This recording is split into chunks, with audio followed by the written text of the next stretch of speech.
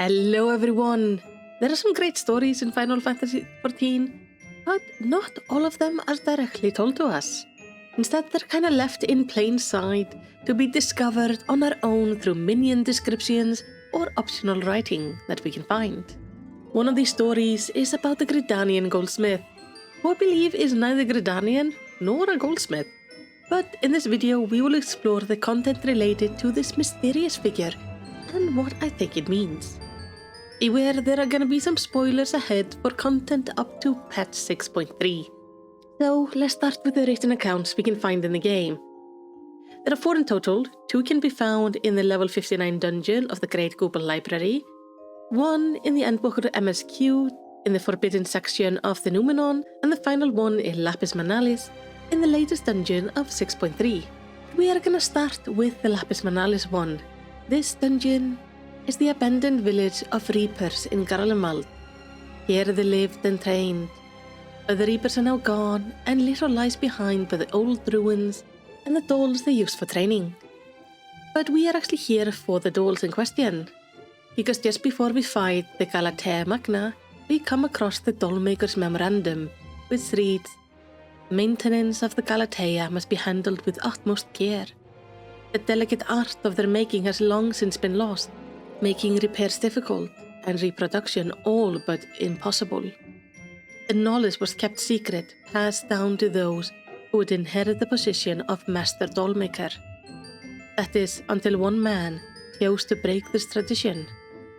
He claimed to be leaving on a journey in pursuit of unparalleled beauty, but we never learned the truth of it. The only thing that is certain is the art of our forebears left with him." Now, I believe this is the oldest writing about the Gridanian Goldsmith. There seems to have been this tradition in this village that either it was a family of dollmakers that passed the art down through the family line, or it was a line of master dollmakers who would take on apprentices to pass down the line. Either way, when the Gridanian Goldsmith became the master dollmaker, he never passed his knowledge on, be it through an apprentice or children of his own. We can though confirm the doll-making is actually void-related, which is probably not surprising, as Reapers work a lot with void beings.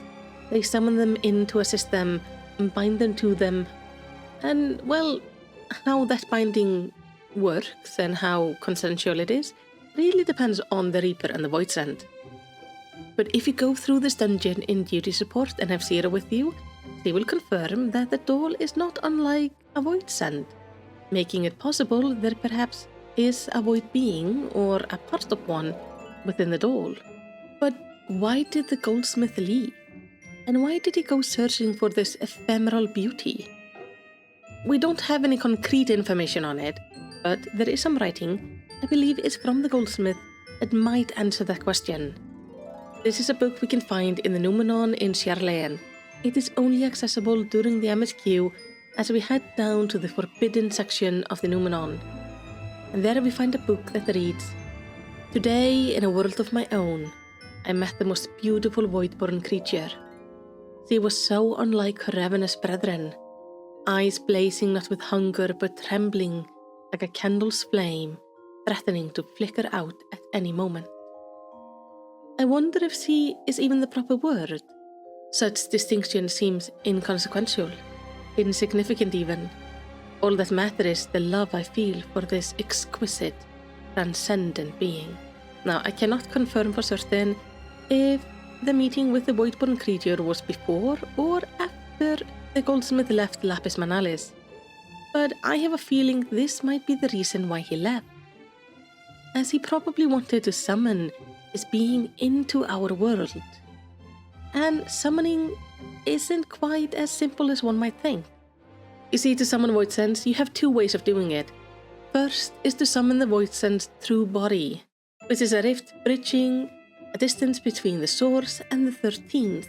But this is no easy feat, and depending on the power of the Void Being and their size, you're gonna need larger and larger gate to get them through. The other way is far more common. It is to summon the Void Send into a vessel, here on the source. These are most often statues that kinda look like the Void Send being summoned. the Voidsent enters the vessel provided and takes it as his body while here on the source. This is the reason that when we kill Voidsent, they don't fully die. They are simply kicked back to the 13th, where, well, they still live. The only way to kill one is to drag one to the source in their physical body and kill them here. But if the goldsmith met and fell in love with a void being while still in Lapis Manalis, he faced an even bigger obstacle. He lives in a village of reapers, which will pretty much instantly kill any Voidsent summoned in. And the only vessels available are the training dummies, and while they do look lifelike and beautiful, they might not be to the goldsmith's desirable taste. So the only option he has is to leave and seek out a more fitting vessel for his void-born obsession. And this leads us to the third in-game writing, 2 journals we can find in the Great Goopal Library. And like the notes in the Numenon, these are written by the goldsmith himself. It seems he has made his way to the Black Shroud and settled around Gridania. Here is where he came in contact with Lady Amandine from Haukke Manor, a woman who was obsessed with her own beauty, and when her face was disfigured during the calamity, she would turn mad with her obsession to restore it to its former state, ending up making deals with Ascian and even murdering several innocent people. If you want to learn more about that story, I actually got a video on it in my Our Journey series, which you can find in the description. But in the Great Goopal Library, we find these 2 journals. The first read, "Beauty is ephemeral, but it needn't be. My Lady Amandine knows this well. Lovely creature that she is. Would that I could have the genuine article in my keeping, but alas, I shall have to settle for a pale imitation. The vessel is not quite up to my usual standards, but beggars can't be choosers. I washed and anointed it per instructions, then secured it to the bed with chains. Wouldn't want her to get ideas above her station. Oh no, gods, just then thought of it is enough to get my blood pumping. I can hardly wait to welcome my beloved succubus into the world." Now he desired to use Lady Amandine as the vessel for the void being, but that would be noticeable. If a lady of her status would disappear, well, he's gonna be found out pretty quickly. So instead, he seems to have made a puppet in her image, and plans to summon his beloved Voidborn into it to do things with it in bed.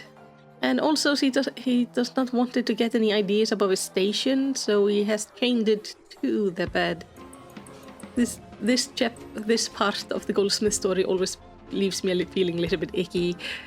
But amusingly enough, the summoning does not go quite to plan, as the second journal reads, "The tentacles. So many tentacles. And the sound of it writhing on the bed. God, just listening to it is agony. I have made a terrible mistake." It seems whatever he summoned in was not his beloved at all.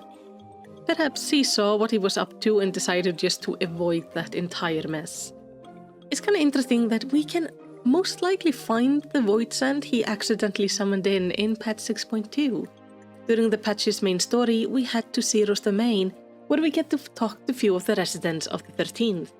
And one of them is a noticeably technically person who tells us about this one weird guy who once summoned them in for up some messed up things, and he's just really glad he got out of there.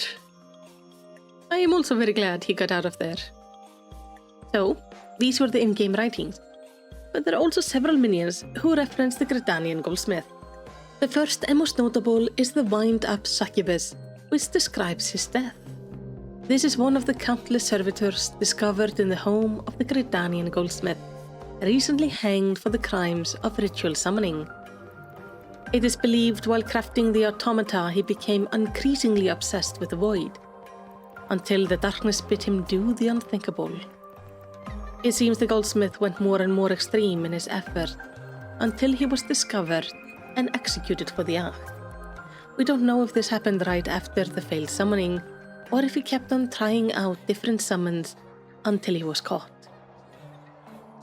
But it seems he did not stay dead, or at least not properly dead, as the minion Puff of Darkness informs us.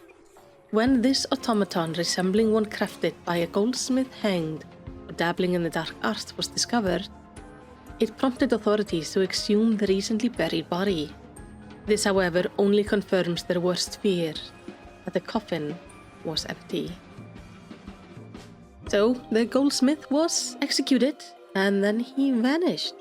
Now, one possible reason can always be ASEAN involvement. We have seen that in the main story, but I don't think that is what happened here. But clearly something has happened, causing the goldsmith to be walking around again, though probably in some state of undead. Now, the next thing we hear of the goldsmith is from 3 minions related to the city of Haukke. First is the wind-up Calafisteri, which is noted to resemble the goldsmith's work. But the explorer who found it swears he heard some cackling from behind the crumbling walls. And I think we can be pretty sure that for some time the goldsmith was in the ruin of Haukke. And that is the one who was cackling so madly behind the walls. The other 2 minions are the wind-up Skathak and the wind-up Echidna, who both have something carved on them. The Echidna has the message, "And in the endless darkness I found her." Or was it she who found me? And this one is noted to be similar to the other made by the goldsmith. But the Skathak is a little bit different. On it is written, "With this I profess my love to thee." But it does not directly reference the goldsmith. The main hint we have of this being related to the goldsmith is actually the writing itself. It is written in lettering that is far more modern than the one used during the end of the 4th Astral Era during the time of Haukke, making me believe these 2 minions are both part of the goldsmith's minions. Now in Endwalker we have also gotten 2 new minions which come from our latest alliance raid. These are the wind-up Halone and the wind-up Asima. Both mention it being made by a traveling goldsmith who accidentally wandered into the Phantom Realm. One time when he was traveling in a snowy landscape, and another when he was traveling in the desert. During these times he glimpsed the 2 goddesses and decided to craft these minions in their likeness. These are most likely made by the goldsmith, but I'm not sure when he crafted them. It could have been early on his travels, or it may have been after his death. I like to think it was probably more on the earlier side of his travels when he was looking for perfect beauty, before he went utterly insane and started summoning in void beings, but therefore before the time he settled around Gridania. Now these are the hints we have in game so far. If I missed any, please let me know about it in the comments. And it's notable that we have gotten something related to the Gridanian Goldsmith in every patch of Endwalker. Meaning we should all keep our eyes peeled in 6.4, as we are most likely gonna get another update there. And considering the Goldsmith's relation to the Void, and our current story being focused so heavily on the 13th, I do honestly wonder if we might be about to meet this mysterious Goldsmith ourselves. It would definitely be one of the longest setups this game has done. But tell me, what do you think about the Gridanian Goldsmith? Had you heard about him before this video?